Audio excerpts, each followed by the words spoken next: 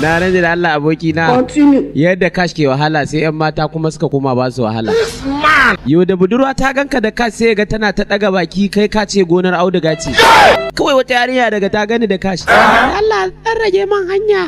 Tana yin magana tana kallon kash din sai na mai da abu na aljihu na ce ba za a rage ba. Sai ta banta sai na ce mata wallahi muna cikin tafiya da ita mun zo wuce wani mai kaza irin ta gasa wannan cikin obin. Kawai sai take cewa sahibina kaza sahibina kaza. Ni kuma da yake kan mashin ne kawai sai na kama kauce-kauce haka irin kaman kada in taka wani abu. Sai da muka yi nisa na ga mun wuce wurin mai kazan nan sai na jiyo na ce mata ya kazan nan ban dai taka ta ba ko.